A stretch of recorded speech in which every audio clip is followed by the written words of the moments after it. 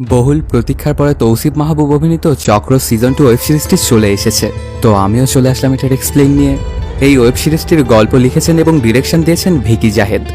আসলে ওনার গল্পের ধরন দেখে তো ওনাকে সাইকো ছাড়া আমার কিছুই মনে হয় না। একজন সুস্থ মানুষ কখনো এরকম গল্প লিখতে পারে না। তোমাদের জন্য এত কষ্ট করে নতুন নতুন সিনেমার গল্প নিয়ে আসি, তাহলে তো একটা লাইক আমি আশা করতেই পারি।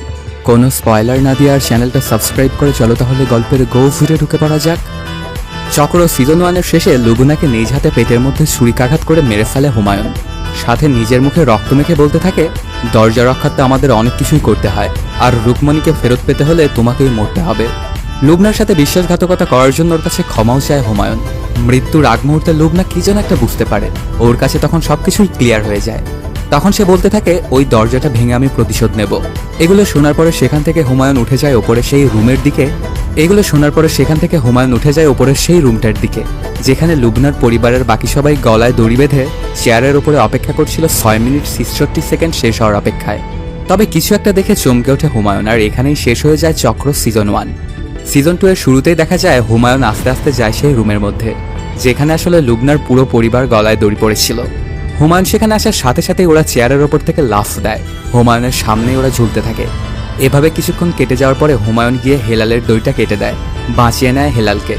কিছুক্ষণ পরে হেলালের জ্ঞানটা ঠিকঠাকভাবে ফিরে আসে। ওর পুরো পরিবার ওর চোখের সামনে মৃত অবস্থায় ঝুলে আছে, কিন্তু ওদিকে হেলালের নজর নেই। সে হুমায়ুনকে বলতে থাকে, জিবরান আমাকে বলেছিল একজন আসবে এবং আমাদের ওই টাকাগুলো দিবে, আপনি কি সেই ব্যক্তি? তখন হুমায়ুন বলে, এজন্যই উনি আপনাকে এতটা পছন্দ করেন। এইটা বলেই হাসতে থাকে হুমায়ুন। ওরা দুজনে মিলে বিভৎস হাসিতে মেতে ওঠে। কিছুক্ষণ এভাবে হাসাহাসি করার পরে হঠাৎই খানিকটা রাগান্বিত হয়ে হুমায়ুন ওকে বলতে থাকে, এতদিন আপনার সবকিছুই ঠিকঠাক ছিল, কিন্তু এবারের টাস্কটা কিন্তু আপনি পূরণ করতে পারেননি। তখন হেলাল খেয়াল করে দেখতে পায় ওখানে লুবনা নেই, তার মানে সে মারা যায়নি। তখন হুমায়ুন জানায়, লুবনা কিন্তু মরতে চায়নি, ওকে আমার মারতে হয়েছে, এটাই হচ্ছে আপনার ব্যর্থতা।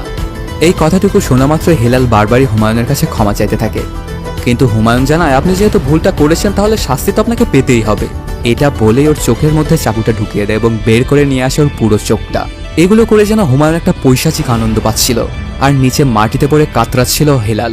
সেই রুম থেকে যখন হুমায়ুন বাইরে বেরিয়ে আসে তখন দেখতে পায় নিচে লুবনার বডিটা আর নেই। এরপর কেটে যায় 1 বছর। একদিন নিউজে সেই 1 বছর আগের কাহিনীটা দেখানো হচ্ছিল। এক পরিবারের 5 সদস্য গলায় দড়ি পড়ে মারা গিয়েছিল। তাদের পরিবারের মধ্যে শুধুমাত্র জীবিত ছিল হেলাল শিকদার নামের একজন। তখন সে সাক্ষাৎকারে জানায়, আমার বাবা আসলে শয়তানের পূজারী ছিল, তিনি সেই কাজগুলো করেছিল। আমি যখন তার বিরোধিতা করি তখন আমার একটা চোখ উপড়ে ফেলে আমার বাবা। আর এই কাহিনীগুলো দেখে আমার বোন লুবনা যে কোথায় চলে গেছে সেটা আমি বলতে পারবো না। অন্যদিকে স্টেজে পারফর্ম করছিল অ্যানি নামের একটা মেয়ে। তাকে আসলে পাপেট মাস্টার বলা যায়। 1 বছর আগে তার সাথে একটা ভয়ঙ্কর ঘটনা ঘটে গিয়েছিল। তার স্বামী বাথটাবে ডুবে মারা গিয়েছিল। অনেকে তো এটা ধারণা করে যে অ্যানি হয়তোবা তাকে মেরেছিল, এই জন্য সে অনেকদিন পারফর্ম করেনি স্টেজে। এই পারফরমেন্সটা শেষ করার পরে ওরা 3 জন এসে একটা রেস্টুরেন্টে বসে গল্প করছিল। ঠিক তখনই পাশ থেকে একজন ভিডিও করতে থাকে ওদের। এটা দেখে আবার ওরা এগিয়ে যায়। ওই 2 লোকের সাথে তর্কাতর্কি শুরু হয়। তখন ওদের মধ্যকার একজন তো বলে হচ্ছে, ভিডিওটা যদি ডিলিট না করি তাহলে কি করবেন? আপনার স্বামীকে যেভাবে বাথটাবে চুবিয়ে মেরেছিলেন আমাদেরকেও কি আপনি সেইভাবেই মারবেন? এই কথাটা শুনে আচমকাই শক খেয়ে যায় অ্যানি আর অজ্ঞান হয়ে যায় সেখানে। ওরা দুজনে তো বুঝতে পারে না যে এটা কি হয়ে গেল। এদিকে দেখা যায় হুমায়ুন একটা জায়গায় চলে এসেছে। সেখানে একটা রুমের মধ্যে 3টা বিদেশি কুকুর। আসলে এগুলো দিয়ে সে কি করবে? আর হুমায়ুনের ড্রেস আপটাই বা কেন এমন, এগুলো একটু সামনের দিকে গিয়েই তোমরা জানতে পারবে। অন্যদিকে দেখা যায় আশরাফ চলে আসে ওসির কাছে আর বলতে থাকে, 1 বছর পার হয়ে গেল, আমি আপনাকে বারবার একটা কথাই বলেছি যে লুবনা আর জীবিত নেই। এজন্য আপনি ওটা মিসিং কেস থেকে সরিয়ে মার্ডার কেস হিসেবে দিয়ে দিন। আমি জানি হেলালরাই ওকে মেরে ফেলেছিল, কিন্তু ওর কোনো কথাই শুনতে চায় না ওসি, কারণ কোনো লাশ তোরা পায়নি, তাহলে কিসের ভিত্তিতে মার্ডার কেস ফাইল করবে? তারপরেও আশরাফ জানায়, আমি থামবো না স্যার, এর শেষ আমি দেখেই ছাড়বো। আশরাফ সেখান থেকে চলে যাওয়ার পরেই আরেকজন পুলিশ আসে এবং একটা ফাইল দেয় ওসিকে। সাথে জানায়, স্যার ফার্মগেট থেকে 2টা টোকাই মিসিং। তখন ওসি বলে, ওদের তো কোনো পরিবার পরিজন নেই, ওরা কোথায় গেছে এটা কে খোঁজ খবর নিবে ওদের? হয়তোবা দেখো গিয়ে কোনো জায়গায় নেশা করে পড়ে আছে। তখন আবার ওই পুলিশ অফিসারটা বলে, না স্যার, এখানে একটা সমস্যা আছে, ওদের হারিয়ে যাওয়ার প্যাটার্নটা কিন্তু অন্যরকম। প্রত্যেকটা পূর্ণিমার আগেই ওরা হারিয়ে যায়, আর ওদের লাশও খুঁজে পাওয়া যায় না স্যার। এই কথাটা শুনে কিছুটা ভাবায় ওসিকে। এদিকে দেখা যায় বিশাল বড় মাপের একটা মেনশন, তার মধ্যে একটা টোকাই অনেক শান্তি করে খাবার খাচ্ছিল। আসলে এখানে ওকে নিয়ে এসেছিল হুমায়ুনের সহকারী। টেবিলের ওপরে শুধু খাবার আর খাবার। কিছুক্ষণ এভাবে খাবার খাওয়ার পরই বিষক্রিয়া হয়ে যায়। তার পরপরই দেখা যায় সেই টোকাইয়ের পুরো শরীরটাই অনেকগুলো খণ্ড বিখণ্ড করে ফেলে হুমায়ুন, আর তার একটা হাত নিয়ে নিজের মুখে রক্ত মাখতে থাকে। সুস্থ কোনো মানুষ এরকম কোনো কাজই করতে পারবে না। তারপর হুমায়ুনের সহযোগীকে জিজ্ঞেস করে, আর কয়টা পূর্ণিমা বাকি আছে? তখন ওই সহযোগী জানায়, স্যার আর মাত্র 3টা পূর্ণিমা। তখন হুমায়ুন ভাবতে থাকে তাহলে 3টা পূর্ণিমার পরেই দরজাটা খুলে যাবে। পরদিন সন্ধ্যাবেলাতেই হুমায়ুনের কাছে একটা কল আসে। হুমায়ুনের গ্রামের একজন আদনান নামের একটা ছেলেকে পাঠিয়েছিল ওর কাছে, কিন্তু কিছুদিন পরেই তার মৃত লাশ যায় তার বাড়িতে।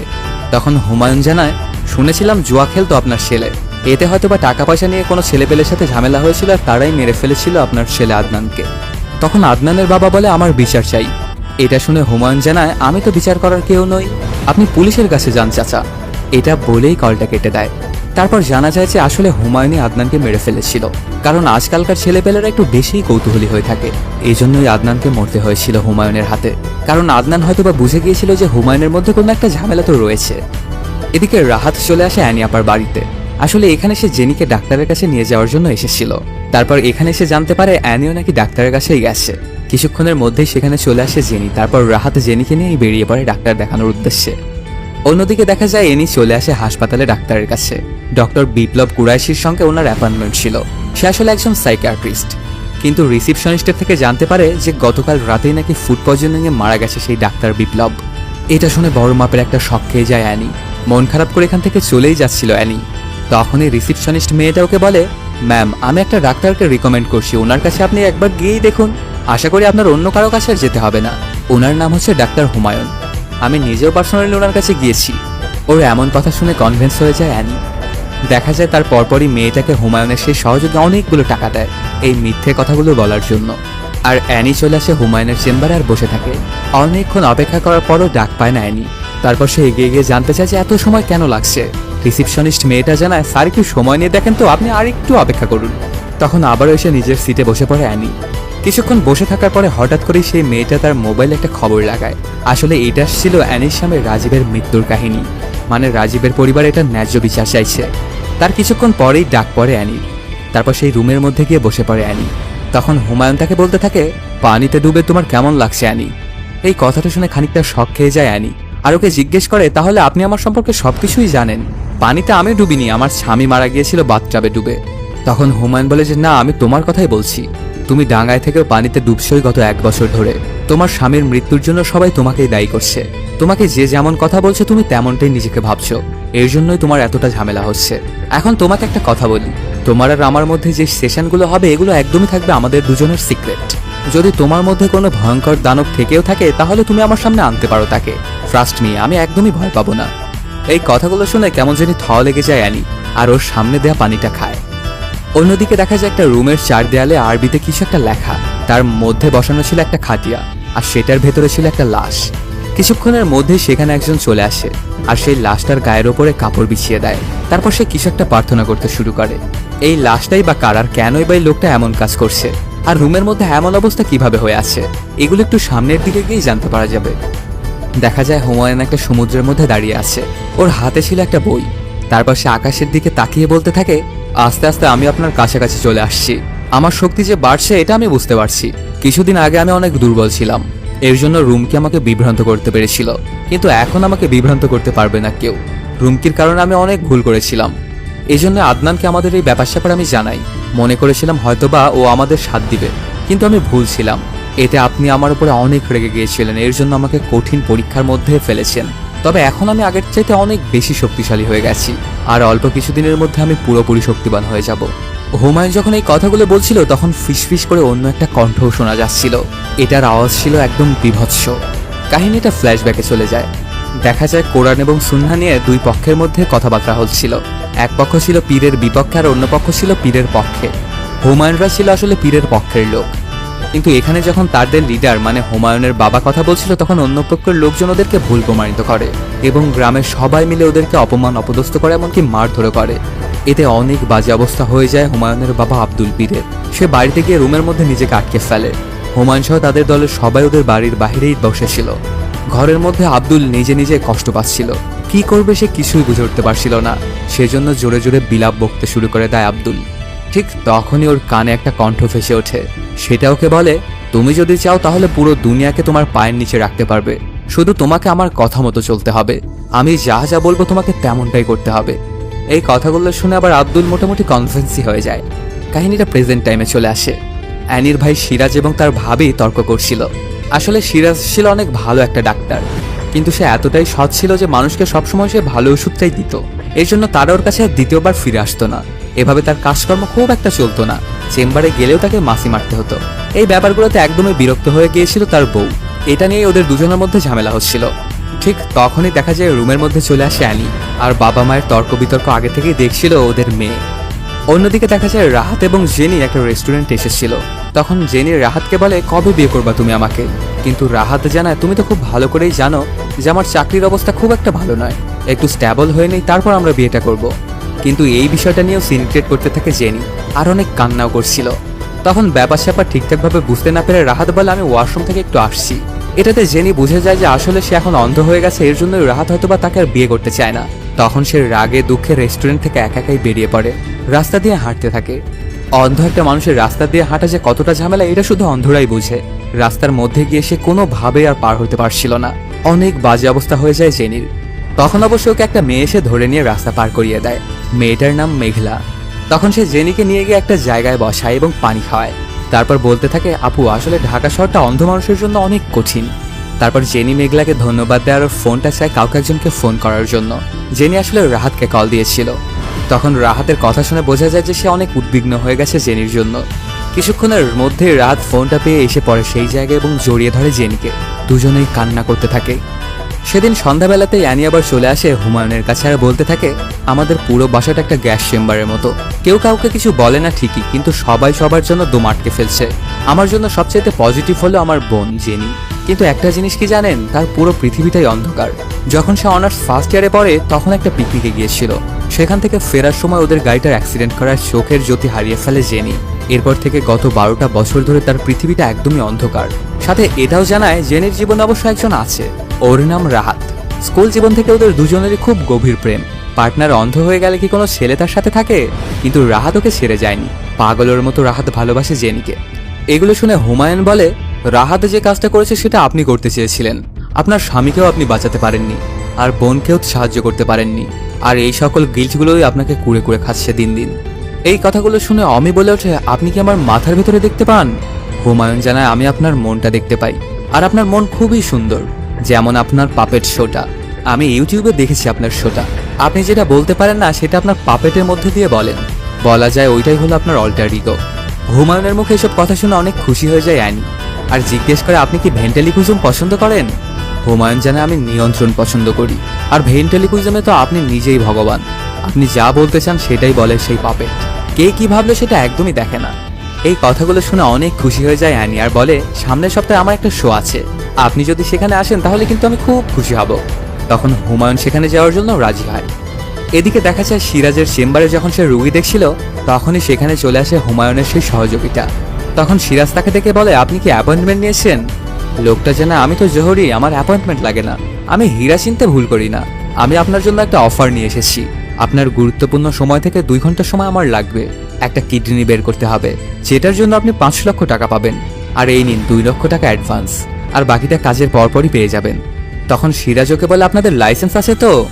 লোকটা জানায়, লাইসেন্স তো তাদেরই লাগে যাদের ক্ষমতার কমতি আছে, কিন্তু আমাদের তো ক্ষমতা প্রচুর, এর জন্য আমাদের লাইসেন্স লাগে না। এটা একটা প্রাইভেট সেট আপ। আপনি যাবেন, কাজটা করবেন, তারপর টাকা নিয়ে চলে আসবেন। তখন সিরাজ ওকে বলে, এই কাজটা আমি কোনোভাবেই করতে পারবো না, আপনার ভুল জায়গায় এসেছেন। তখন ওই লোকটা জানায়, ঠিক আছে, এই নাম্বারটা আপনি রাখুন। আর একটা কথা, ডোনার কিন্তু খুবই গরিব মানুষ। কাজটা যদি আপনি না করেন তাহলে অন্য কেউ তো অবশ্যই করবে। আর হাতুড়ে ডাক্তার যদি করে তাহলে কিন্তু ডোনারটা মারাও যেতে পারে। একবার ভেবে দেখুন। এটা বলেই চলে যায় সেই লোকটা। তখন চিন্তায় পড়ে যায় সিরাজ, কারণ আজকেও সে চেম্বারে আসার সময় তার বউয়ের সাথে ওর ঝগড়া করে এসেছে। আসলে সবকিছুর মূলেই রয়েছে এই টাকা। টাকা থাকলে সবার থেকেই সম্মান পাওয়া যায়। সেদিন বিকেলবেলাতে রাহাত একটা মেয়ের সাথে করে নিয়ে চলে আসে থানায়। তারপর একটা লোকের ছবি দেখায়। ইনি হচ্ছেন এই মেয়েটার বাবা। এনাকে আমি পার্সোনালি চিনতাম, আমার সোর্স হিসেবে মাঝে মধ্যে কাজও করতো। এ তো কোনো নেশা টেশা করে না। এটার মানে এটাই দাঁড়াচ্ছে যে এর আগে থানায় যে টোকাই হারিয়ে যাওয়ার কমপ্লেনগুলো হয়েছিল সেগুলো রাহাতই করেছিল। আর এখন যে লোকটার ছবি সে এনেছে তাকে তো হুমায়ুন সেদিনই মেরে ফেলেছে। তখন সেই মেয়েটা বলে, বাবা বলেছিল আমার জন্য বিরিয়ানি নিয়ে বাসায় ফিরবে রাত্রেবেলাতে। এক বড় লোক সাহেব নাকি তাকে প্রত্যেক দিনই বিরিয়ানি খাওয়ায়। এই কথাটা শুনে খানিকটা নড়ে চড়ে বসে পুলিশ। তখন রাহাত বলে হয়তোবা কেউ তাদেরকে লোভ দেখাচ্ছে, যদি এখনই অ্যাকশন না নেওয়া হয় তাহলে বড় মাপের সমস্যা হয়ে যেতে পারে। তখন পুলিশও রাহাতকে আশ্বস্ত করে যে আমি ব্যাপারটা দেখব। রাত্রেবেলাতে হুমায়ুন সম্পূর্ণ কালো পোশাক পরে একটা কালো রুমের মধ্যে চলে আসে, যেটার টেবিলের মধ্যে ছিল একটা বিদেশি কুকুর। তারপর সেটাকে এলোপাথারি কাটতে শুরু করে দেয় হুমায়ুন। কুকুরটাকে লন্ডভন্ড করার পরে হুমায়ুন একটা মানুষের পা নিয়ে আসে এবং সেটার ভেতরে আটকে ফেলে। এভাবে একটা একটা অঙ্গ প্রত্যঙ্গ দিয়ে সেই পুরো মানুষটাকে কুকুরটার পেটের মধ্যে আটকে ফেলে। তারপর ওর পুরো দেহটা আবার স্ট্যাপলও করে দেয়। সেখান থেকে কাজ শেষ করে বাইরে গিয়ে কল দেয় পেট সিমিট্রিতে, জানায় আমার 3টা জার্মান শেপার্ড কুকুর মারা গেছে ফুড পয়জনিং এর কারণে, তো ওদেরকে আমি কবর দিতে চাই। তখন ফোনের ওপার থেকে জানানো হয় আপনি যদি আলাদা আলাদা 3 জনের জন্য 3টা কবর চান তাহলে 30,000 টাকা পড়বে, আর যদি একটা কবর নেন তাহলে 20,000 টাকা পড়বে। তখন হুমায়ুন বড় দেখে একটা কবর খুঁড়তে বলে, সে 20,000 টাকাই দেবে। তারপর উপর দিকে তাকিয়ে ভিড় করে কিছু একটা বলতে থাকে, মৃত পশুর মধ্যে মৃত মানুষ। এটা আপনাকে হয়তোবা খুশি করেছে, আপনাকে খুশি করাই আমার উদ্দেশ্য। কিছুক্ষণ পরে হুমায়ুন সেই কুকুরটাকে নিয়ে চলে আসে সিমিটারিতে। সেখানে কুকুরটাকে কবর দেওয়ার সময় লোকটা বলে এত ভারী কেন, কি খাওয়াইছেন স্যার? তখন হুমায়ুন বলে মৃত জিনিসের ভার একটু বেশিই হয়। এরপর কবর দেওয়া সম্পন্ন হয়। এদিকে দেখা যায় অ্যানি রুমের মধ্যে আয়নার সামনে দাঁড়িয়ে চুল ঠিক করছিল। ঠিক তখনই সে খেয়াল করে দেখতে পায় ওর পাপেরটা যেন ওর দিকে তাকিয়ে আছে। তারপর গিয়ে ওকে হাতে নিয়ে বলতে থাকে আমাকে ভয় দেখানো হচ্ছে তাই না? আমি যদি ভয় পেয়ে হার্ট অ্যাটাক করে মারা যাই তাহলে কে চালাবে শুনি তোমাকে? তখন পাপেটটা বলে তোমাকে আমি কি ভয় দেখাবো অ্যানি, মেকআপ ছাড়া তো তোমার যে চেহারা সেটা দেখে তো আমার মনে হচ্ছে আয়না নিজেই হার্ট অ্যাটাক করে বসবে। আসলে এটাও অ্যানি নিজেই বলছিল এবং হাসাহাসি করছিল। ঠিক তখনই ঘটে যায় অদ্ভুত একটা ঘটনা। পাপেটসটা নিজে থেকে অ্যানির দিকে ঘুরে এবং ফিসফিস করে কিছু একটা কানে কানে বলতে থাকে। এই ব্যাপারটাতে অনেক ভয় পেয়ে যায় অ্যানি। কাহিনীটা ফ্ল্যাশব্যাকে চলে যায়। আব্দুল পীর নতুন একটা ধর্ম ইন্ট্রোডিউস করে তার অনুসারীদের মধ্যে। এই ধর্মের নাম হচ্ছে আদম ধর্ম। এই ধর্মে পশু এবং মাছের মাংস খাওয়া একদমই হারাম, শুধুমাত্র শূকরের মাংস খাওয়া যাবে। এই ধর্মে যাকে ইচ্ছা তাকে বিয়ে করা যাবে, কোনো বাধ্যবাধকতা নেই। এই ধর্মের মূল মন্ত্র হবে কোনো মুসলমানের সঙ্গে তর্ক বিতর্কে যাওয়া যাবে না। আমাদের মূল শত্রুই হচ্ছে মুসলমান, যে কোনো মূল্যেই ওদের ক্ষতি সাধন করতে হবে। কোনো মুসলমান ধার্মিককে মারা জায়েজ আছে, কিন্তু কোনো পশুকে মারা যাবে না। বাচ্চা জন্ম নেওয়ার সাথে সাথে তার মুখে দাঁড় কাকের রক্ত দিতে হবে। এই ধর্মে মৃতদের জন্য কোনো জানাজা নেই, আর মৃতদের জন্য এক ফোঁটা চোখের পানিও ফেলা যাবে না। তোমরা যদি এই ধর্মে আসতে চাও তাহলে আমি যেটা এখন বলবো সেটা আমার সঙ্গে সঙ্গে তোমরা উচ্চারণ করবে। তারপর আব্দুল পীর বলতে থাকে আমি সজ্ঞানে সকল বিষয় বিবেচনাপূর্বক এটা মানিয়ে লইলাম যে পৃথিবীর সকল ধর্মই ভিত্তিহীন, একমাত্র সত্য ধর্ম হচ্ছে আদম ধর্ম। আমি পৃথিবীর সকল ধর্ম এবং সকল ধার্মিকদের সঙ্গে নিজের সম্পর্ক ছিন্ন করিতেছি।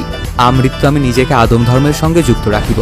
পৃথিবীর সকল ধর্মই নিপাত যাক, বলুন আমিন। এখানে থাকা প্রায় সবাই স্বাক্ষর করছিল আর এই কথাগুলো বলছিল, শুধুমাত্র হুমায়ুন এবং তার বউ ছাড়া। তখন আব্দুল পীর তাদের উপরে চড়া হয় এবং এখানে স্বাক্ষর করতে বলে। এই ব্যাপারটা তোরা দুজনেই ভয় পেয়ে স্বাক্ষরটা করতে বাধ্য হয়। আর এখানে স্বাক্ষরটা করতে হচ্ছিল নিজের রক্ত দিয়ে টিপসই। তারপর আব্দুল পীর ভয়ঙ্কর একটা কণ্ঠে বলতে থাকে যদি তোমরা এটার বাইরে যাও তাহলে তিনি কিন্তু তোমাদের উপরে কঠোর শাস্তি দেবেন, কঠোর প্রতিশোধ নেবেন। এরপর আব্দুল পীর বীভৎস একটা হাসি দেয়। এটা শুনে সবার আত্মাই যেন কেঁপে উঠেছিল। তারপর নিজেদের রুমে এসে কাজটা করার জন্য অনেক অনুতপ্ত হতে থাকে হুমায়ুন।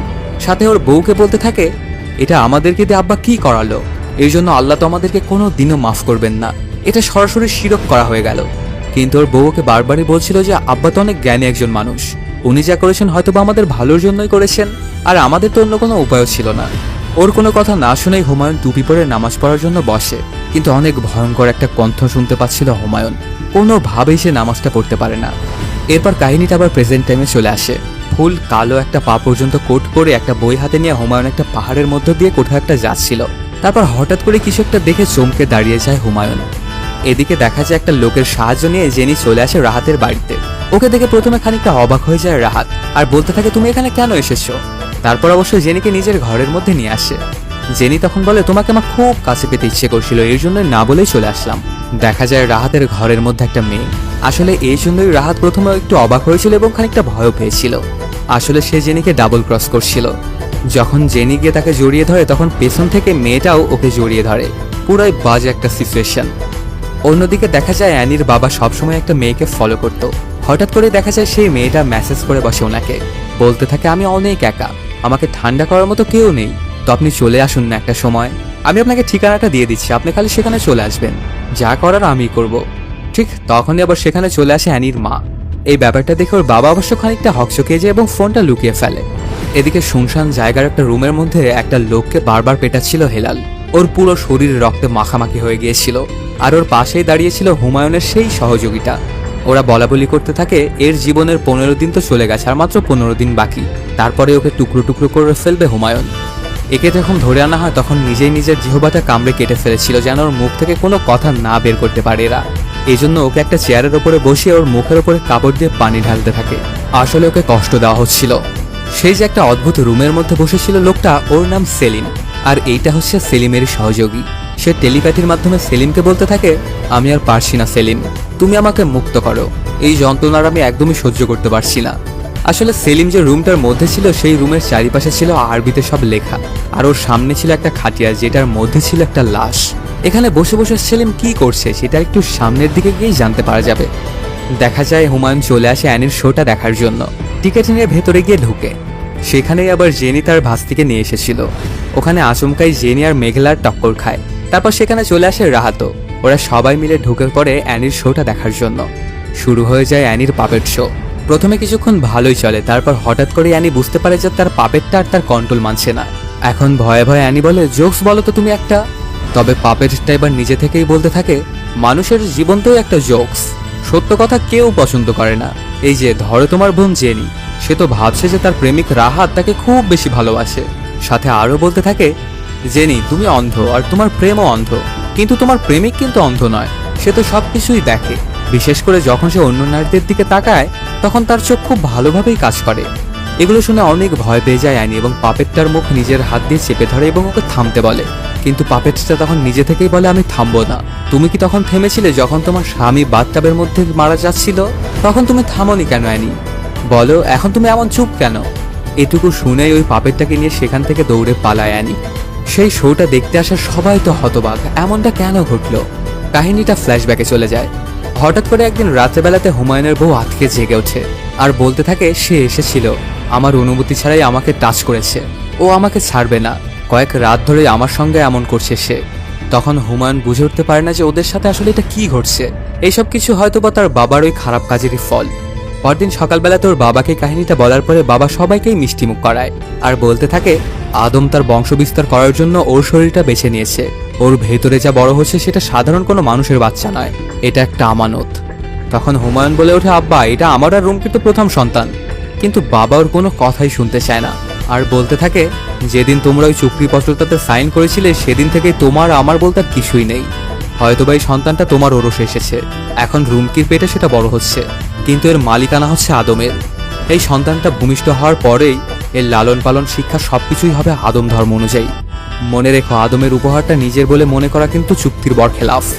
এরপর রাত্রেবেলাতে বাবার রুমকির পেটের ওপরে রক্ত দিয়ে কিছু একটা লেখে, তারপর সেই রক্তমাখা কাঁচা মাংসগুলো খেতে শুরু করে বাবা। এটাতে অনেকটাই ভয় পেয়ে যায় রুমকি।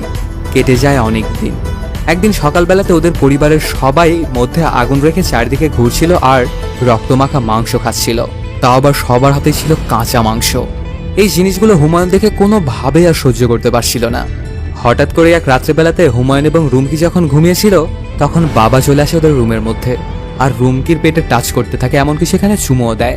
হুমায়ুন ব্যাপারটা দেখে প্রথমে অবাক হয়ে যায়, কিন্তু পরে সে বুঝতে পারে যে বাবার মাথা নষ্ট হয়ে গেছে। রুমকির পেটের মধ্যে যে বাচ্চাটা আছে সেটা যে শয়তানের বাচ্চা এটা মনে করছে বাবা। পরদিন রাত্রেবেলাতেই হুমায়ুন তার ব্যাগপত্র গোছাতে থাকে এখান থেকে পালানোর জন্য। তারপর ব্যাগপত্র গুছিয়ে নিয়ে ওরা দুজনে পালিয়ে ট্রেনে করে চলে যায়। কাহিনীটা আবারও প্রেজেন্ট টাইমে চলে আসে। হুমায়ুন চলে আসে এনির বাড়িতে। ওর মা তো ডাক্তার হুমায়ুনকে দেখে খুবই খুশি হয়ে যায়, কিন্তু অ্যানি তাকে দেখে চমকে যায় আর বলে, আপনি? তারপর হুমায়ুন সেদিনের কাহিনী সম্পর্কে ওকে জিজ্ঞেস করে। তখন অ্যানি বলে, কথাগুলো আসলে আমি বলিনি, অন্য কেউ বলেছিল, আর কণ্ঠস্বরটাও তো আমার ছিল না। আমি হিসকাককে একদমই কন্ট্রোল করতে পারছিলাম না সেদিন, মনে হচ্ছিল সে যেন জীবন্ত হয়ে গেছে। তখন হুমায়ুন বলে ওঠে, অতিরিক্ত স্ট্রেস নেওয়ার কারণে হয়তো আপনার এমনটা হচ্ছে, চিন্তা করবেন না, সবকিছু ঠিক হয়ে যাবে। আসলে কি হয়েছে, আপনার অবচেতন মন যেটা বলতে চায় কিন্তু আপনার সচেতন মন সেটা বলতে পারে না, আর সেটাই সেদিন হিচকক বলে ফেলেছিল। কন্ট্রোলটা একদমই ওর কাছে ছিল না, সেটা ছিল আপনার অবচেতন মনের কাছে। ওরা দুজনে কথাবার্তা বলতে থাকলে হঠাৎই সেখানে চলে আসে জেনি। তখন সে এসেই হুমায়ুনকে বলতে থাকে, সেদিনের পর থেকে আপু তো রুমের মধ্যে থেকে বেরই হচ্ছে না, আপনি যদি ওকে একটু বোঝাতেন তাহলে খুবই ভালো হতো। জেনির মুখে এমন কথা শুনে অ্যানিকে একটা জায়গায় নিয়ে যেতে চায় হুমায়ুন। সেখানে গেলে হয়তো অ্যানির ভালো লাগবে, এদিকে রাহাত এবং মিতু বসেছিল। ঠিক তখনই ওকে জেনি কল দেয়। তখন রাহাত ইউটিউবে ট্রাফিকের সাউন্ড লাগিয়ে বলে, আমি বাইরে আছি, এখন আসতে পারবো না। জেনিও ঠিক তেমনটাই বিশ্বাস করে। তারপর ফোনটা কেটে দেওয়ার পরে ওরা দুজনে একে অপরের সাথে রোমান্স করতে শুরু করে। মিতু বলে, তুমি একটা অন্ধ মেয়েকে এইভাবে বোকা বানাচ্ছ। তারপর ওরা দুজনে আবার নিজেদের কাজে লেগে পড়ে। যদিও বা মিতু জেনিরই ভাবি, তারপরে ওকে সে ডাবল ক্রস করছে, তার প্রেমিকার সাথে করছে পরকীয়া। অন্যদিকে দেখা যায় জেনি চলে আসে মেঘনার সাথে দেখা করতে। তখন মেঘনা ওকে বলে, যেটা বিজ্ঞান পারে না সেটা অনেক সময় পরিবেশ থেকে পাওয়া পসিবল। সাথে একটা আয়ুর্বেদিকের কথাও জানায়। একটা উদ্ভিদ আছে যেটা কিনা চোখের আলো আবার ফিরিয়ে দিতে পারবে।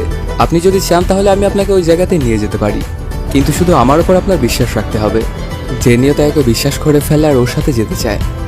এদিকে দেখা যায় হুমায়ুন অ্যানিকে নিয়ে চলে আসে একটা খোলা ময়দানের মধ্যে, যেখানে অনেক সুন্দর বাতাস বইছিল। এখানে আসার পরপরই অ্যানির মনটা অনেক ভালো হয়ে যায়। ওর মনের উপর থেকে যেন একটা পাথর উঠে গেল। কিছুক্ষণের মধ্যে এই আবহাওয়াটা একদমই খারাপ হয়ে যায়। চারিদিকে কালো অন্ধকারে ছেয়ে যায় আর বৃষ্টি হতে শুরু করে। তখন ওরা দুজন গাড়ির মধ্যে গিয়ে বসে পড়ে। আস্তে আস্তে হুমায়ুন টাচ করতে থাকে অ্যানিকে। এই পরিবেশটা ওরা দুজনে খুবই উপভোগ করছিল। তারপর হুমায়ুনের কাঁধে মাথা দিয়ে শুয়ে পড়ে অ্যানি। কাহিনীটা আবারও ফ্ল্যাশব্যাকে চলে যায়। দেখা যায় নামাজ পড়ছিল হুমায়ুন। হঠাৎ করেই রুমকি আতকে জেগে ওঠে আর বলতে থাকে, আমরা তো জাহান্নাম থেকে চলে আসতে পেরেছি। এটা বলে ওরা একে অপরকে জড়িয়ে ধরে অনেক খুশি হয়। কাহিনীটা আবার প্রেজেন্ট টাইমে চলে আসে। অ্যানির বাবা চলে এসেছিল ওই সুন্দরী মেয়েটার সঙ্গে দেখা করার জন্য, কিন্তু এত সুন্দরী একটা মেয়ে কেনই বা বৃদ্ধ একটা লোকের পেছনে পড়ে আসে? হয়তো বা এর পেছনে লুকিয়ে আছে কোনো রহস্য। আর এই সুন্দরী মেয়েটার অন্য কেউ নয়, জেনিকে যে মেয়েটা সাহায্য করছে সেই মেঘলা। কিন্তু কেন সে জেনিকে সাহায্য করছে এবং ওর বাবার সাথে এই কাজগুলো করছে? এর পেছনে কি রহস্য রয়েছে? তারপরে ওরা দুজন যখন কাছে আসতে যাবে ঠিক তখনই ওর বউয়ের ফোন আসে, কিন্তু বউকে এটা ওটা বুঝ দেয়। তারপর আবার যায় মেয়েটার কাছে। ওরা দুজনে অন্তরঙ্গ সময় কাটায়। এদিকে দেখা যায় সিরাজ অনেক চিন্তা ভাবনা করার পরে সেই অপারেশনটা করার জন্য আসে। অপারেশনটা সাকসেসফুল করার পরে ওকে বাকি 3 লক্ষ টাকাও দিয়ে দেওয়া হয়। সিরাজ বুঝতে পারছিল না যে সে ঠিক করলো নাকি ভুল করলো। দেখা যায় হুমায়ুন আর অ্যানি চলে এসেছে তার চেম্বারে। তখন অ্যানিকে তার স্বামী সম্পর্কে কিছু বলতে বলে। তখন অ্যানি বলে সে আমাকে অনেক রেসপেক্ট করতো, কেয়ার করতো, কিন্তু সে আমাকে কখনো ভালোবাসেনি। আসলে সে ভালোবাসতে পারতোই না। তখন হুমায়ুন জিজ্ঞেস করে, আচ্ছা ভালোবাসতে পারতো না নাকি ভালোবাসতে চাইতো না? অ্যানি তখন বলে, আমার বিয়ের 3 বছর পরে আমি জানতে পারি ওর মধ্যে কোনো মেয়েকেই প্রেমিকার মতো ভালোবাসার ক্ষমতাটাই নেই। ওর পুরো জগৎটাই ছিল ভিন্ন, ওর ভালো লাগাগুলোও ছিল ভিন্ন। ওর ভেতরের মানুষটার বাহিরের মুখোশের মধ্যে ছিল আকাশ পাতাল তফাৎ। এগুলো সে কোনোভাবেই মেনে নিতে পারছিল না। তবে আমি কিন্তু সবসময় ওর সাথেই ছিলাম। আমি ওর স্ত্রী থেকে বন্ধু হয়ে গিয়েছিলাম। আমি ওকে বাঁচাতে চেয়েছিলাম, কিন্তু বাঁচাতে পারিনি। এরপর বাড়িতে পুলিশ আর মিডিয়া চলে আসে। সবাই বলতে থাকে যে আমি নাকি তাকে খুন করেছি। এমনকি অনেকে তো এটাও বলে যে আমি নাকি পরকীয়ায় মত্ত ছিলাম, তাই নাকি সেই ব্যাপারটা সহ্য করতে না পেরে নিজে নিজেই মারা গিয়েছে। এগুলো শোনার পরেও আমি চুপ ছিলাম, আমি কিছুই বলিনি। আমি যদি সেদিন পুরো সত্যটা বলতাম তাহলে পুরো সমাজ ওকে খুবলে খেত। তখন হুমায়ুনের কাছে আসে আর ওকে বলতে থাকে, আপনার এই ট্রমাটা তো কেউ খুনের দোষের জন্য নয়, আপনি যে ওকে বাঁচাতে পারেননি এটাই হচ্ছে আপনার ট্রমা। তখন অনেক কান্না করতে করতে অ্যানি জড়িয়ে ধরে হুমায়ুনকে। হুমায়ুন বলে, আমি আছি তো আপনার সাথে একদম শেষ পর্যন্ত। কাহিনীটা ফ্ল্যাশব্যাকে চলে যায়। দেখা যায় হুমায়ুন এবং রুমকি এক জায়গা থেকে আরেক জায়গাতে ঘুরছিল, কিন্তু তারা যেখানেই যাচ্ছিল সেখানে ওই অদ্ভুত শব্দটা শুনতে পাচ্ছিল। কোনো জায়গাতে গিয়ে তারা শান্তিতে থাকতে পারছিল না। একদিন যখন ওরা হাসপাতালে এসেছিল তখনও সেই শব্দটা শুনে অনেক ভয় পাচ্ছিল রুমকি। তারপর ডাক্তারের সাথে দেখা করার পরে ডাক্তার বলে যে কোনো সময় ডেলিভারি হয়ে যাবে, এখন ওকে হাসপাতালে রাখতে হবে আর কিছু টেস্টও করতে হবে, তারপরে আমি সবকিছু বলতে পারবো। রুমকিকে টেস্ট করতে ঢুকে হুমায়ুন চলে আসে বাইরে এবং বসে পড়ে। ঠিক তখনই সেখানে অনেক জোরে বাতাস বইতে শুরু করে। হুমায়ুন তখন বাইরে খেয়াল করে দেখতে পায় সেখানে সেলিম এসেছে। আসলে যাকে ওই অদ্ভুত দেখতে রুমটার মধ্যে সামনে খাটিয়া নিয়ে বসে থাকতে দেখা গিয়েছিল সেই হচ্ছে সেলিম। সেখানে কেন এসেছে, কাকে নিতে সে এসেছে, কিছু বুঝে ওঠার আগেই হুমায়ুনকে এসে নার্স ভিতরে ডেকে নিয়ে যায় ডাক্তারের কাছে। তখন ডাক্তার জানায়, আগে কখনোই আমি এরকম কেস দেখিনি। আপনার বউয়ের পেটে তো বাচ্চার কোনো অস্তিত্বই নেই। যদি বিশ্বাস না হয় তাহলে রিপোর্টটা আপনিই দেখতে পারেন। এই ব্যাপারটাতে ওরা দুজনে অনেক ভয় পেয়ে যায় এবং তাড়াহুড়ো করে সেখান থেকে বেরিয়ে আসে। ওদের আর বুঝতে বাকি থাকে না যে কি ঘটছে ওদের সাথে। এদিকে মেঘলা জেনিকে নিয়ে চলে আসে একটা জায়গায় আর ওর হাতে একটা বক্স দিয়ে ওকে বলে, সাথে আরও জানায় হিমালয়ের সাধকরা বলে এই ঔষধটা ঔষধ নয়, এটা হচ্ছে একটা বিশ্বাস। সেই বক্সটা খুলেই জেনি খুব অদ্ভুত একটা গন্ধ পায়। তখন মেঘলা ওকে বলে, ঠিক ভোর 5টার সময় অল্প একটু উদ্ভিদ 1 গ্লাস পানির মধ্যে দিয়ে খেতে হবে। সময়টা কিন্তু মিস করা যাবে না, ঠিক 5টা। তবে একটা শর্ত আছে, এই উদ্ভিদের কথা কিন্তু কাউকে বলা যাবে না, এমনকি রাহাত ভাই বা অ্যানি আপুকেও নয়। সাধকরা বলে অবিশ্বাস বাতাসের সঙ্গে ঘুরে বেড়ায়, কেউ যদি সন্দেহ বা প্রশ্ন তোলে তাহলে এর কার্যকারিতা নষ্ট হয়ে যায়। এগুলো শুনে জেনি তখন বলে, আমি প্রমিস করছি আমি এটা কাউকে বলবো না। তারপরে দেখা যায় ওরা দুজনে আসলে নিজের বাড়িতেই ছিল। সেখান থেকে বেরিয়ে অ্যানি আপুর ঘরে চলে আসে ওরা। অ্যানি তখন হিচককের সাথে কথা বলছিল, আসলে সংলাপ তৈরি করছিল। তখন মেঘলা আবার হিচকককে কোলে নিতে চায়। কোলে নিয়ে তারপর হিচককের কানে কানে আস্তে আস্তে বলতে থাকে, তুমি অনেক কিছু জানো তাই না ছোট্ট বন্ধু। ঠিক তখনই সেই রুমের মধ্যে চলে আসে অ্যানির বাবা। ওনাকে আবার অ্যানি মেঘলার সঙ্গে পরিচয় করিয়ে দেয় যে এ হচ্ছে জেনির বন্ধু। অ্যানির বাবা তো মেঘলার দিকে অবাক দৃষ্টিতে চেয়ে থাকে। অ্যানির বাবার আর বুঝে উঠতে বাকি থাকে না যে এটাই হচ্ছে সেই মেয়ে যার সঙ্গে সে গিয়ে অন্তরঙ্গ সময় কাটায়। কিন্তু সে কেন ওর বাড়িতে এসেছে? তাদের কাহিনীটা ফাঁস করে দেওয়ার জন্য কি এসেছে? তবে মেঘলা এমন কোনো কাজই করে না, হয়তো বা এর পেছনে রয়েছে অন্য কোনো রহস্য। সেদিন সন্ধ্যাবেলাতেই সিরাজ বাড়িতে এসে পৌঁছে। তারপর ওর বউয়ের হাতে একটা গোল্ডেন নেকলেস ধরিয়ে দেয়। এটা পেয়ে সিরাজের বউ তো অনেক খুশি। তারপর মোবাইলটা হাতে নিয়ে একটা নিউজ শুনে চমকে যায় সিরাজ। মিরপুরের 55 বছর বয়সী আব্দুল মালিককে আর খুঁজে পাওয়া যাচ্ছে না। পরিবারের ভাষ্যমতে সে 2 দিন আগে মর্নিং ওয়াক করতে গিয়েছিল আর বাসায় ফেরেনি। আসলে সিরাজ যার অপারেশনটা করেছিল সেটাই ছিল আসলে আব্দুল মালিক। তারপর সিরাজ সেই নাম্বারটিতে কল দিলে ফোনটা ঢোকে না। এই ব্যাপারটাতে অনেকটাই ভয় পেয়ে যায় সিরাজ। সে যে কাজটা করেছে এটা বৈধ না অবৈধ সে এখনো জানে না, তবে ভাবসাব দেখে তোর মনে হচ্ছে যে এটা অবৈধ কাজটা করে ফেলেছে। কাহিনীটা ফ্ল্যাশব্যাকে চলে যায়। হাসপাতাল থেকে হুমায়ুনের রুমকি চলে আসে তাদের বাড়িতে। ওরা বুঝতে পারছিল যে রুমকির পেটের মধ্যে যেটা আছে এটা মানুষের বাচ্চা নয়। রুমকির অবস্থা আস্তে আস্তে খারাপের দিকেই যাচ্ছিল। ঠিক তখনই ওদের দরজায় কেউ কড়া নাড়ে। দরজাটা খুলেই দেখতে পায় কেউ নেই।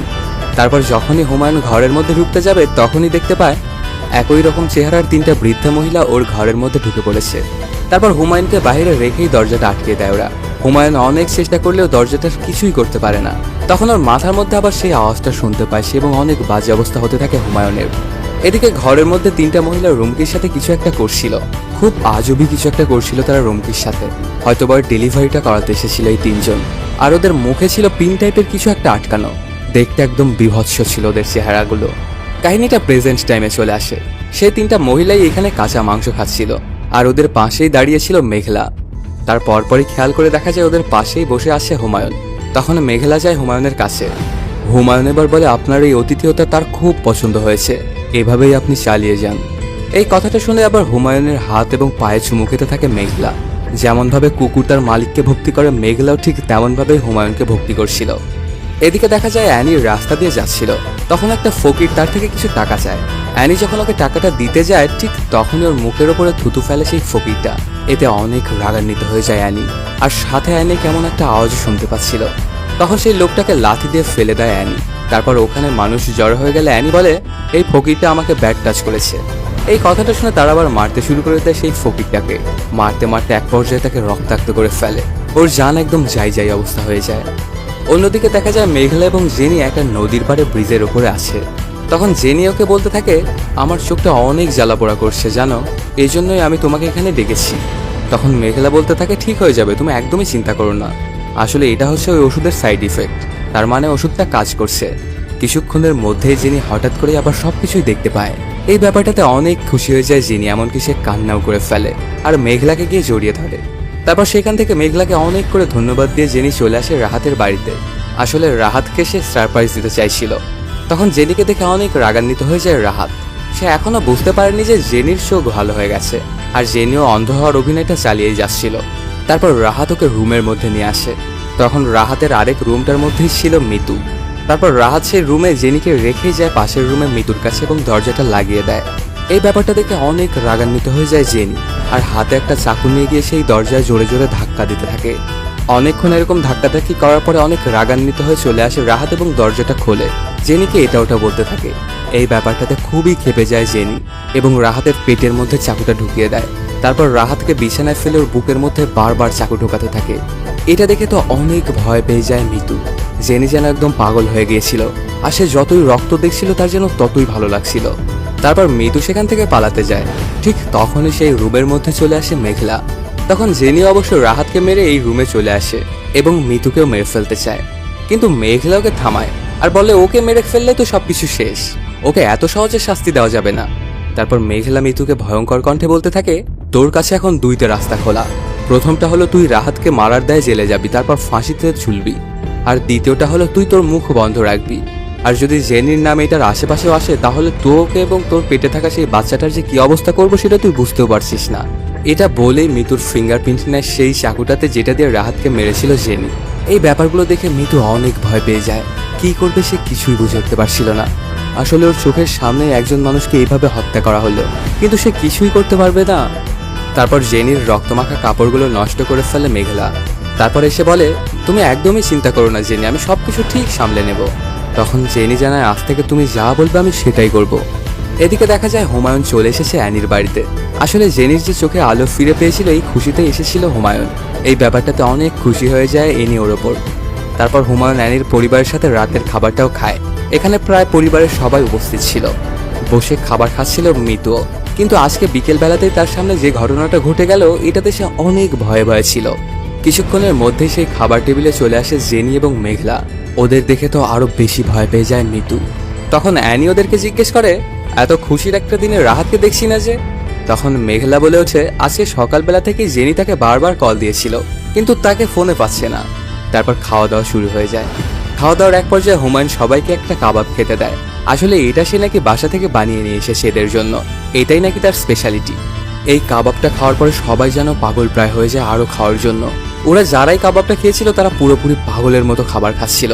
দেখেই বোঝা যাচ্ছিল হয়তোবা এই কাবাবটার মধ্যে কিছু মেশানো আছে। আমার যতদূর মনে হয় যে এটা হয়তোবা মানুষের মাংস দিয়ে বানানো, বা হয়তোবা এটাতে কালো জাদু করা আছে। কাহিনীটা ফ্ল্যাশব্যাকে চলে যায়। দেখা যায় হুমায়ুন এবং রুমকিকে বেঁধে রাখা হয়েছে, আর পাশেই কালো জাদু করছিল হুমায়ুনের বাবা আব্দুল।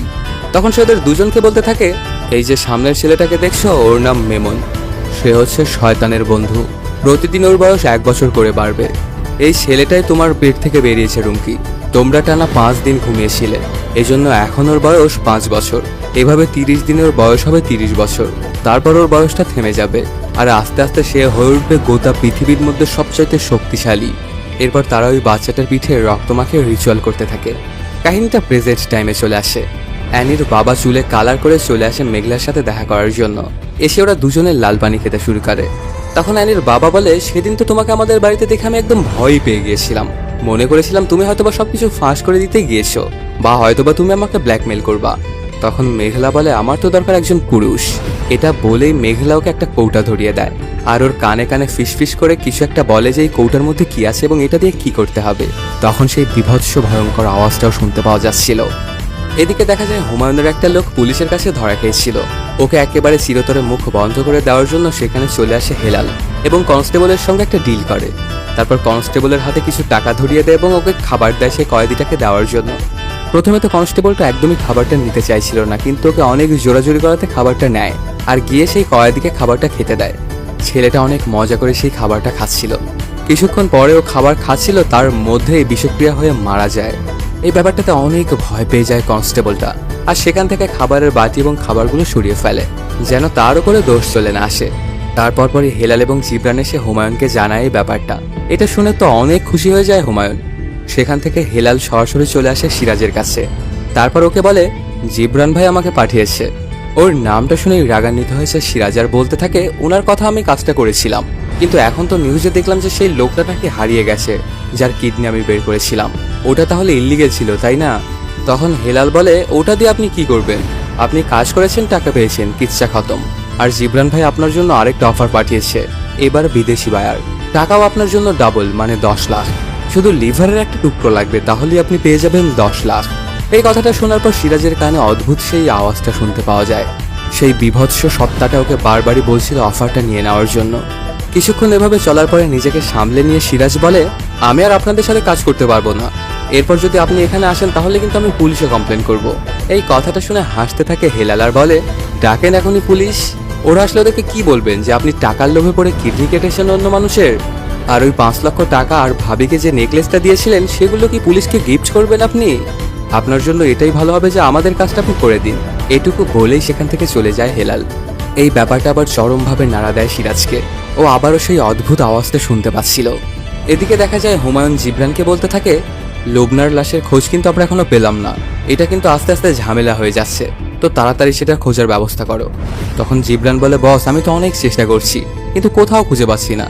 এই কথাটা শুনে অনেক রাগান্বিত হয়ে যায় হুমায়ুন, আর ভয়ঙ্কর কণ্ঠে বলতে থাকে, চেষ্টা পছন্দ করে আল্লাহ আর শয়তান পছন্দ করে ফলাফল। তারপর তাড়াতাড়ি ওকে কাজটা করতে বলে সেখান থেকে চলে যায় হুমায়ুন। আর জিবরানের কেন যেন মন খারাপ হয়ে যায়। হুমায়ুনের জন্য সে এত কিছু করে, তারপরেও তার কোনো নাম নেই। অন্যদিকে অ্যানির বাবা চলে আসে ওর মায়ের কাছে আর বলতে থাকে, এই বাড়িটা তো আমি তোমাকে ছাড়া কল্পনাই করতে পারি না। তোমার স্বাস্থ্যের অবস্থা দিন দিন খারাপ হয়ে যাচ্ছে। তবে আমি একটা কবিরাজ পেয়েছি, সে আমাকে একটা কৌটা দিয়েছে। এটার মধ্যে একটা ঔষধ আছে, সেটা খেলে এবং কিছু নিয়ম পালন করলে তুমি একদম সুস্থ হয়ে যাবে। তখন মা জিজ্ঞেস করে, কি নিয়ম? অ্যানির বাবা বলে, এই কৌটার মধ্যে আছে কালো রকমের একটা পাউডার, প্রত্যেকদিন 1 চিমটি করে খেতে হবে, আর 9 দিন পর পর একটা করে পশু বলি দিতে হবে। এই কথাটা শোনার পরেই অ্যানির মা সেই ভয়ঙ্কর আওয়াজটা শুনতে পায়। সেই আওয়াজটাকে এই ঔষধটা খেতে উৎসাহিত করছিল। তখন অ্যানির মাও রাজি হয়ে যায় সেই কাজটা করার জন্য। আর প্রথমে তারা ওদের বাড়ির পোষা বিড়ালটার বলি দিয়ে শুরু করবে। সিরাজ চলে আসে বাড়িতে, এসে দেখতে পায় মিতুর কাপড় চোপড় গোছাচ্ছে। তখন সিরাজকে দেখে অনেক ক্ষেপে যায় মিতু, আর বলে, আমার বান্ধবী নতুন আইফোন কিনেছে, তো আমাকেও সেটা কিনে দিতে হবে, না হলে আমি তোমার সাথে সংসারই করবো না, আর এই বাড়িতে আমি থাকবো না। এগুলো শুনে সিরাজ বলে, আইফোনের দাম তো 2.5 লক্ষ টাকা, এখন আমি এতগুলো টাকা কোথায় থেকে পাবো? কিন্তু কোনো কথাই যেন শোনার মোটে ছিল না মিতু। তখন সিরাজ আবারও সেই ভয়ঙ্কর আওয়াজটা শুনতে পায়। তারপর সে রুম থেকে বেরিয়ে যায়। সিরাজ রুম থেকে বেরিয়ে গেলে মিতু কল দেয় মেঘলাকে আর বলে, আপনি যেমনটা করতে বলেছিলেন আমি ঠিক তেমনটাই করেছি। এদিকে হুমায়ুন অ্যানিকে নিয়ে চলে আসে ওই মহলটায়। এটা দেখে অ্যানি তো খুশি হয়ে যায়, তবে বলে বাড়িটা খুবই শান্ত। হুমায়ুন জানায় এটা ব্রিটিশ আমলের বাড়ি। তারপর পুরো বাড়িটা ঘুরে দেখতে থাকে অ্যানি। কিছুক্ষণ এভাবে ঘোরাঘুরি করার পরে হঠাৎ করেই হুমায়ুন গ্লাসে করে একটা লাল পানি এনে দেয়, বলে, এটা আমার বাগানের ফলের জুস। অ্যানি সেটা খাওয়ার পরপরই ওর মাথাটা কেমন জানি ঘুরতে থাকে। এক পর্যায়ে ঘুমিয়ে পড়ে অ্যানি। তখন হুমায়ুনকে কোলে করে তুলে ওর রুমের মধ্যে আনে আর ওর শরীরটা দেখতে থাকে। কিছুক্ষণ এভাবে কেটে যাওয়ার পরে চোখ খোলে অ্যানি। তখন হুমায়ুনের গায়ের উপরে উঠতে যায়, কিন্তু অ্যানি কিছুই বলছিল না। মনে হচ্ছে সে যেন হুমায়ুনের মোহেতে পড়ে গেছে। কাহিনীটা ফ্ল্যাশব্যাকে চলে যায়। সেই রুমের মধ্যে আব্দুল পীর বসে আছে। কিছুক্ষণের মধ্যেই আবার জায়গা পায় হুমায়ুন আর রুমকি। তখন আব্দুল পীর বলে, মেমনের বয়স এখন 10 বছর। তারপর আবার ওরা ঘুমিয়ে পড়ে। 5 দিন পর আবারও জায়গা পায়। এভাবে করে 15 বছর, 20 বছর, 25 বছর এবং 30 বছরের মেমনকে দেখানো হয়। মানে ওরা প্রত্যেকবারই 5 দিন পর পর ঘুম থেকে জায়গা পাচ্ছিল। আর এর মধ্যেই ছেলেটার বয়স 5 বছর করে বেড়ে যাচ্ছিল। আজ তার বয়স 30 হয়ে গেছে। এবার সে সেই জায়গাটা থেকে উঠে আস্তে আস্তে হুমায়ুনের কাছে যায়। দেখা যায় মেমনের চেহারা একদমই হুমায়ুনের মতো। তখন সে হাতে একটা চাকু নিয়ে হুমায়ুনের গলাটা একদম দ্বিখণ্ডিত করে ফেলে। এই ব্যাপারগুলো রুমকি দেখছিল, কিন্তু কিছুই করার শক্তি ছিল না ওর মধ্যে। মেমন অবশ্য রুমকিকে মারে না, আর চলে আসে আব্দুলের কাছে। বলতে থাকে, শয়তান আপনার কাজে অনেক খুশি। এখন আপনি এবং আপনার পরিবার সবাই দরজা দিয়ে পার হতে পারবেন। তারপর পরে দেখা যায় আব্দুল পীর এবং বাকি সবাই সেই ঘর থেকে বাইরে বেরিয়ে আসে। কাহিনীটা প্রেজেন্ট টাইমে চলে আসে। এখানে যে হুমায়ুনকে দেখা যাচ্ছিল এটা আসল হুমায়ুন নয়, এটা হচ্ছে সেই শয়তানের বন্ধু মেমন। ওদের পাশের বিছানাতে ঘুমন্ত অবস্থাতে শুয়ে আছে অ্যানি। তারপর পরে সেখানে চলে আসে রুমকি। ওর গলাটা ছিল কাটা। যেহেতু এতক্ষণ মেমনকে আমরা হুমায়ুন নামে জেনেছি, তাই মাঝে মধ্যে হুমায়ুন এবং মাঝে মধ্যে মেমন ব্যবহার করব আমরা। তখন হুমায়ুনকে বলে, তুই তো রেল লাইনে মারা গিয়েছিলি, তাহলে তুই কেন আমার পিছা ছাড়িস না? এটা শুনে রুমকি বলে, কেমন আছিস মেমন? তুই হুমায়ুনকে মেরে তার আইডেন্টিটিটা চুরি করে নিলি, আর তুই এক একবার এক এক রকম মানুষের ভেষ ধরে সবার পরিবারগুলো খালি নষ্ট করিস। এবার তুই হয়েছিস সাইকিয়াট্রিস্ট। তোর এই রক্তের ক্ষুধা কবে মিটবে মেমন? তখন মেমন বলে, আমার এই ক্ষুধা কোনো দিনও মিটবে না। আর রক্ত মাংসের মানুষ পাপ করতে খুবই পছন্দ করে, আর আমার প্রভু পছন্দ করে তাদের রক্ত। আর একবার দরজাটা আমাদের দখলে চলে আসুক, তখন তুই আমার পিছে ছাড়তে বাধ্য হবি রুমকি। এটা শুনে অনেক হাসতে থাকে রুমকি আর বলে, তুই আমার কিছুই করতে পারবি না। হয়তোবা তোকে শক্তি দিয়েছে তোর শয়তান, কিন্তু তুই তো আমার গর্ভ থেকে এসেছিলি। এজন্য এই রক্তের টানটা তুই কখনোই শিখতে পারবি না। আর ঠিক এই কারণে আমি বারবারই তোর কাছে ফিরে আসব, কখনো তোর প্রেমিকা হয়ে, কখনো বা তোর বউ। তুই না হুমায়ুন, তাহলে রুমকি ছাড়া তোর জীবনে কে থাকবে বল? তোকে আমি বারবারই বিভ্রান্ত করব। তোকে শয়তানও আমার হাত থেকে বাঁচাতে পারবে না মেমন। ওরা দুজনে কথাবার্তা বলতে থাকলে হঠাৎ করেই ঘুম থেকে জায়গা পেয়ে যায় অ্যানি, আর অবাক চোখে চেয়ে থাকে হুমায়ুনের দিকে। তারপর জিজ্ঞেস করে, আপনি কার সাথে কথা বলছিলেন? হুমায়ুন বলে, কই, কারোর সাথেই না তো। আপনি ঘুমের মধ্যে হয়তো বা ভুলভাল শুনেছেন। ঠিক তখনই অ্যানির ফোন একটা কল আসে। ওর মার থেকে সে জানতে পারে রাহাতকে নাকি খুঁজে পাওয়া যাচ্ছে না, এজন্য ওদের বাড়িতে পুলিশ এসেছে এবং জেনিকে নাকি সে জেরা করছে। তখন বাড়িতে যেতে চায় অ্যানি, আর এটা শুনে ওকে নামিয়ে দিয়ে আসতে চায় হুমায়ুন। বাড়িতে পুলিশ এসেছে আর জেরা করছে জেনিকে। ওর দুই পাশে দাঁড়িয়ে ছিল অ্যানি এবং মিতু, আর বাকি সবাই বসেছিল। তখন পুলিশ ওকে জিজ্ঞাসা করে, আপনি তো ছিলেন রাহাতের প্রেমিকা তাই না? শেষ আপনার সাথে ওর কবে কথা হয়েছিল? তখন জেনি বলে, আমি ডাক্তারের কাছে ওকে নিয়ে যেতে বলেছিলাম, কিন্তু সে যায়নি আমার সাথে। এটা শুনে পুলিশটা বলে, অবাক করার ব্যাপার এটাই যে যেদিন রাহাত নিখোঁজ হয়েছিল সেদিন ওর বাড়ির আশেপাশের 7টা সিসিটিভি ক্যামেরাই নষ্ট হয়ে গিয়েছিল। এটা হয়তো বা কেউ ইন্টেনশনালি করেছিল। তবে এর থেকেও বেশি অবাক করা বিষয় কি জানেন? আপনার ভাবি মিতু গত 3 মাস ধরে প্রত্যেক সপ্তাহে 2 বার করে রাহাতের ফ্ল্যাটে যেত। যখন সিরাজ থাকতো চেম্বারে আর আপনি থাকতেন বাসায়, তখনই তিনি যেতেন আর ঘন্টার পর ঘন্টা রাহাতের ফ্ল্যাটে কাটাতো। এই কথাটা শুনে সেখানে থাকা সবাই তো হতবাক। আর মিতু বারবারই বলতে থাকে যে না, উনি তো আমাদের আত্মীয়র মতো, এই জন্যই মাঝে মধ্যে ওর বাসাতে আমি যেতাম শুধুমাত্র জেনির খোঁজ খবর নেওয়ার জন্য। কিন্তু যেহেতু ওর বিরুদ্ধে প্রমাণ আছে, এর জন্য ওর কথার কেউ বিশ্বাস করছিল না। আর সিরাজ তো একদম অবাকই হয়ে গিয়েছিল। এটুকু শোনার পরপরই অনেক জোরে জোরে হাসতে শুরু করে দেয় জেনি। তারপর ওর মায়েরও কেমন যেন একটা বাজে অবস্থা হয়ে যায়, তিনি প্যারালাইজড হয়ে যাচ্ছিলেন। এই ব্যাপারগুলো দেখে হুমায়ুন আবার পুলিশদেরকে বলে, আপনারা আজকে যেতে পারেন, এদের পরিবারের অবস্থা তো খুব একটা ভালো নয়, দেখতেই পাচ্ছেন, তো সবকিছু ঠিকঠাক হয়ে গেলে তারপর আসবেন। তখন সেখান থেকে চলে যায় পুলিশ। এদিকে দেখা যায় জিবরান ভয়ঙ্কর একটা কণ্ঠ শুনে জেগে ওঠে। তখন সেই কণ্ঠটাকে বলতে থাকে, তুই মেমনের থেকে কম কিসে জিবরান? তুই কেন ওর সব কথা মানিস? তোর প্রভু পছন্দ করে অবাধ্যতা, তোকে আর একদমই ওর কথা মানতে হবে না, তাহলেই কেবলমাত্র তুই আমার কাছাকাছি আসতে পারবি। এই কথাগুলো শুনে জিবরান মনে করেছে হয়তোবা শয়তান সরাসরি তার সাথে কন্ট্যাক্ট করেছে আর মেমনের কথা সে অমান্য করার সিদ্ধান্ত নেয়। এজন্য সেই ঘরের মধ্যে যে লোকটাকে বেঁধে রাখা হয়েছিল তার হাতের দড়িটা খুলে দেয় এবং তাকে মুক্ত করে দেয়। অন্যদিকে দেখা যায় রুমের মধ্যে সিরাজ, মিতু এবং অ্যানি বসে আছে। তখন অ্যানি বলতে থাকে, ভাবি তুমি এটা কিভাবে করতে পারলে? তুমি জেনি এবং ভাইয়াকে এইভাবে ধোকা দিতে পারলে ভাবি? অ্যানি যখন এই কথাগুলো বলছিল তখন আবার মিতু শুনতে পায় সেই ভয়ঙ্কর আওয়াজটা। সেই আওয়াজটাকে বিদ্রোহ করতে বলে। তখন মিতু বলতে থাকে, হ্যাঁ আমি গিয়েছি, তো কি হয়েছে তাতে? তোমার ভাই কি আসলে পুরুষ? ও তো এখানে দাঁড়িয়ে আছে, ওকে জিজ্ঞেস করো তুমি। আর তুমি কেন আমাকে জ্ঞান দিতে এসেছো? তুমি নিজেই তো তোমার স্বামীকে হত্যা করে তারপরেই বাড়িতে এসে উঠেছো। এই বাড়িতে যারা থাকে সবাই অসুস্থ। এই কথাগুলো যখন মিতু বলছিল তখন একটা ভয়ঙ্কর আওয়াজ শুনতে পায় সিরাজ। আর অনেক রাগান্বিত হয়ে বলতে থাকে, হ্যাঁ আমি পুরুষ ছিলাম না, কিন্তু এখন আমি পুরুষ হয়েছি। তোর টাকা লাগবে তাই না? এখন আমি এমন মানুষজনের সাথে হাত মিলিয়েছি যে আমার পায়ের তলাতে টাকা গড়াগড়ি খাবে, কিন্তু তোর মতো দুশ্চরিত্রা মহিলার সাথে আমি আর এক মুহূর্তও থাকবো না। তোকে আমি এক্ষুনি ডিভোর্স দিয়ে দিব, তুই বেরিয়ে যা আমার বাড়ি থেকে। তখন মিতুও বলে, যেদিন তুই আমার 15 লক্ষ টাকা কাবিনের দিয়ে দিবি সেদিন আমি তোর বাড়ি থেকে চলে যাব। অ্যানি ওদের দুজনের ঝগড়া থামানোর চেষ্টা করছিল, কিন্তু লাভ তেমন একটা হচ্ছিল না, ওরা ঝগড়া করেই যাচ্ছিল। এদিকে দেখা যায় হুমায়ুন তার বাড়িতে চলে আসে। তখন জিবরান তার চেয়ারে বসেছিল আর সে হাসতে হাসতে বলতে থাকে, আমি তোর কথা অমান্য করেছি হুমায়ুন। তুই আজকে যেই লোকটাকে আগলে রাখতে বলেছিলি তাকে আমি ছেড়ে দিয়েছি। শয়তান আমার সাথে কথা বলেছিল, জানিয়েছে সে সবচেয়ে বেশি পছন্দ করে মানুষের বিট্রে করা, আর আমি সেটাই করেছি। এটা বলে অনেক হাসাহাসি করতে শুরু করে দেয় জিবরান। এই ব্যাপারগুলো দেখে অনেক রাগান্বিত হয়ে যায় হুমায়ুন আর 2 হাত দিয়ে ওর মাথাটা ধরে ফেলে। আস্তে আস্তে ওর মাথাটা এত জোরে চাপতে শুরু করে যে পুরো ভর্তা হয়ে যায় জিবরানের মাথা, মারা যায় জিবরান। তার পরপরই সেখানে হেলাল এসে পৌঁছে। তখন হেলালকে হুমায়ুন বলে, আজকে থেকে জিবরানের জায়গা আপনার। এই কথাটা শুনে তো অনেক খুশি হয়ে যায় হেলাল, সে এই দিনের অপেক্ষাটাই করছিল। অন্যদিকে বাড়িতে বমি বমি ভাব হচ্ছিল অ্যানির, এটা হয়তো বা বাচ্চা পেটে আসলে হয়। তখন অ্যানি একটা টেস্ট করে এবং জানতে পারে ওর পেটে বাচ্চা। তখন অ্যানির আর বুঝতে বাকি থাকে না যে এই বাচ্চাটা হুমায়ুনের।